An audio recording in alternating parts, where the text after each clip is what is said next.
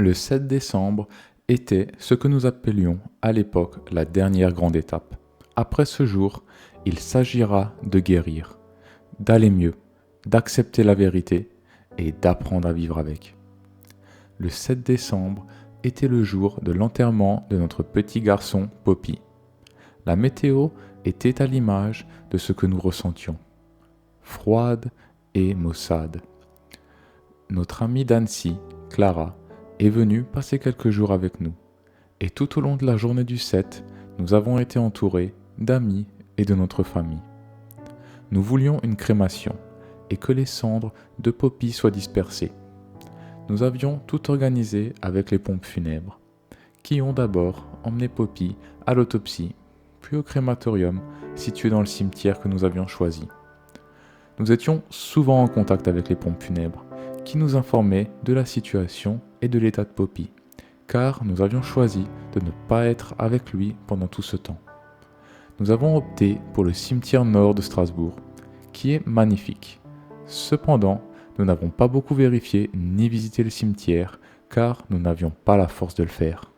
Une autre raison de choisir ce cimetière est qu'il dispose d'un jardin des souvenirs, un endroit où l'on peut répandre les cendres sans nom, ni plaque, ni tombe.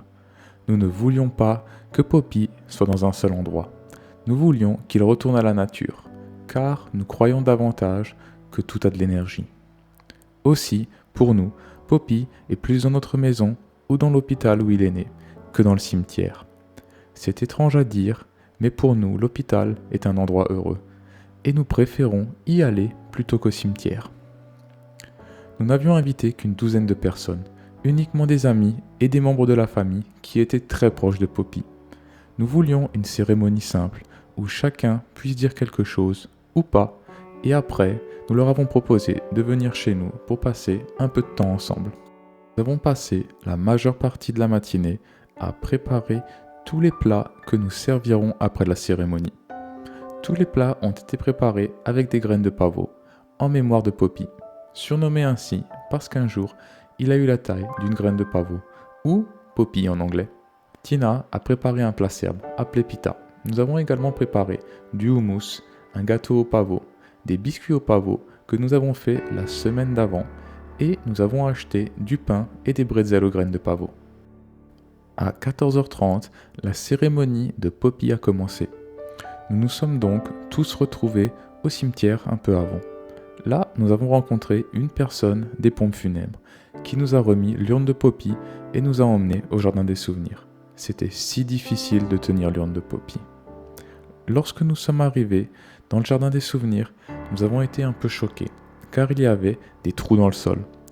Nous ne pouvons pas répandre ces cendres, mais nous devons les enterrer. Nous ne le savions pas, mais c'est la loi. Alors, nous avons continué. Nos amis ont apporté une bougie au coquelicot, ou Poppy en anglais, que nous avons allumée, et nous avons mis une photo de lui à côté. Nous avons ensuite prononcé quelques mots et offert à tous ceux qui le souhaitaient la possibilité de dire quelque chose. Certains ont parlé, d'autres sont restés silencieux. Tout le monde pleurait, et il était difficile de parler à ce moment-là. L'histoire que j'ai racontée était en fait mon lieu de bonheur, ou happy place, de ce moment-là. Même si ce n'était pas vraiment mon histoire, mais plutôt quelque chose que Tina m'avait raconté. La dernière fois que Tina et Poppy sont allés faire de l'acupuncture, la sage-femme a mis une aiguille sur le ventre de Tina. Et Poppy a alors commencé à beaucoup bouger, essayant de repousser l'aiguille. J'ai toujours aimé la pensée de lui en train d'essayer de repousser l'aiguille. Nous avons ensuite dit un dernier adieu à Poppy. Et, ensemble, nous avons mis ses cendres dans la terre. Nos amis et notre famille ont ensuite mis de la terre, et ensemble, nous avons refermé le trou dans le sol. Poppy est maintenant retournée à la terre et à Mère Nature. Nous sommes ensuite retournés chez nous, où nous avons passé quelques heures ensemble. Nous avons beaucoup parlé de Poppy, mais aussi d'autres sujets. Nous avons reparlé de la cérémonie, du fait que ce n'était pas comme nous l'avions imaginé, et que si nous avions su, nous aurions probablement fait les choses un peu différemment. Mais de toute façon, le plus important, c'est que Poppy soit retournée à la terre.